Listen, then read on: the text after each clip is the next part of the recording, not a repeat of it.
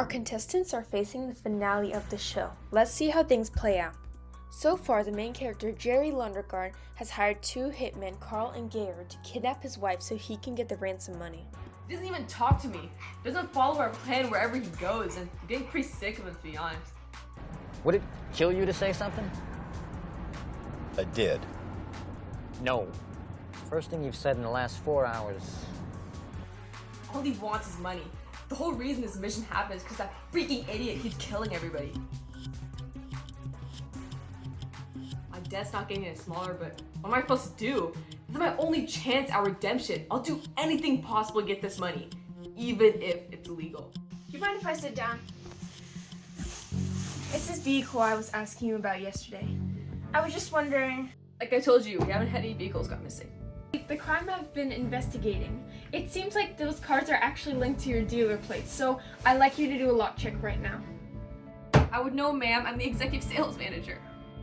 Sir, there's no need to get snippy with me. Fine, I'll do a damn lockout.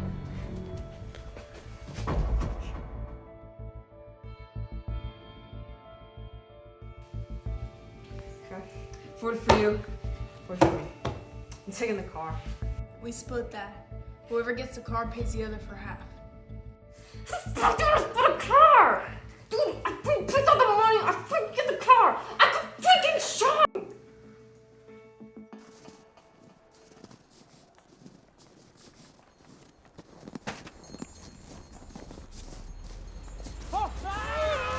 Pause. Rewind. You might be wondering how this story came to be. I'm Ethan Cohen, and that's Joe Cohen, and we created this movie, Fargo. With Jerry running away, the fight between Carl and Gayer, and the death of Carl, you might be wondering, how did it all happen? Well, we'll figure that out right now. One of the main causes of all of that is the grand prize of money. We centered this entire TV show around that prize of a car and the $80,000 that Carl, Gayer, and Jerry are striving so hard for. It seems as if the setting of the show, our ideology of focusing on money, otherwise defined as capitalism, is creating monsters out of these people. Don't forget the other factor. Each character has free will in this show, but notice how only one bears responsibility of their actions. They can't possibly get along with each other if they're directly shifting their responsibilities onto others. Welcome to the world of our show, Fargo, crafted as a commentary on the destructiveness of greed and immorality. Jerry, the main character and cause of it all. His actions are completely driven by his need for material wealth, as he says himself. I'll do anything possible to get this money, even if it's illegal. Remember how that ended up for him? But it wasn't completely his fault. The system he was in, capitalism, incentivizes the upper class to have the most money possible. And so, they will take and take from the lower class until the lower class is forced to use immoral methods of getting their money back. Point being, Jerry fabricating these numbers is a key example of the corruption capitalism can bring. Carl and Gayer are just the same. They all want that grand prize. It's the reason they're fighting in the first place, over material profit instead of moral values. Capitalism set this material goal. It's the basis behind everything in our show. The result? Carl's death. Look at them now. How the fuck do you split a fucking car, you dummy? With a fucking chainsaw? One of us pays the other for half. Hey, speaking of the scene, it seems as if these partners in crime use their free will to commit moral injustices pretty impulsively. They make decisions on their own accord, but are still acting irresponsibly as they shift their responsibilities on one another, ignoring what they are obligated to do. Carl says, the whole reason this mission happens is because that freaking idiot keeps killing everybody, not me. Carl blames Gayer for his own injustices of being an assistant to these crimes, and Gayer keeps silent the majority of the mission, forcing the responsibility of his violence on Carl for an explanation. This is an example of living in bad faith. Well, what is bad faith?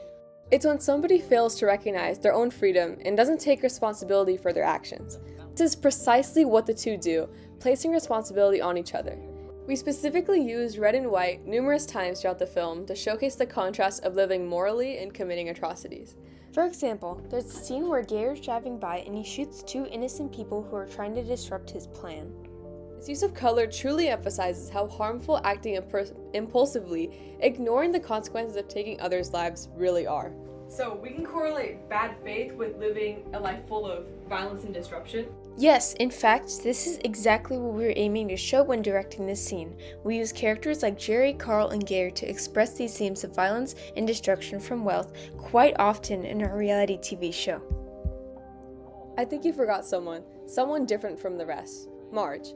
Marge is a key example of an existential hero, or a person who defines their own essence. She takes responsibility in her job as a cop, independently choosing to pursue the immoral criminals of this story. She ain't about the money or the fame, only about moral goodness as she tries to catch Jerry for his unlawful actions. How does she end up? She's an existential hero of justice that the violent story of Fargo is pulled together with. Hey, following a personal moral code doesn't sound so bad. What would have happened if the rest of the characters followed Marge's philosophy of pursuing good morals over money?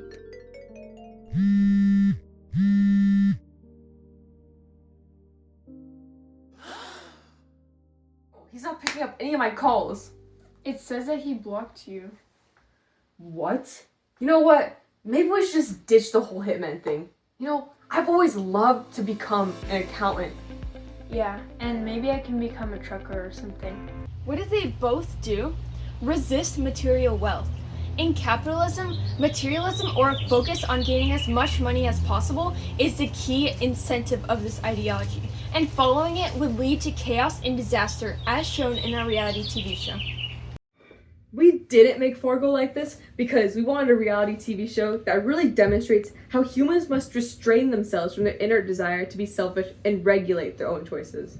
Especially in our modern day. I mean, look at what's going on around us. Greedy upper-class officials are turning capitalism up to the extreme, taking the most they can from lower classes. We have to really be careful to sometimes leave money on the table if it's to preserve the better truth of it all. Fargo is a masterpiece. The film contrasts intense violence and blood with the simplicity and humor of its setting, stressing the disruption of casual society by greed. We, the Coen brothers, recommend Fargo to you!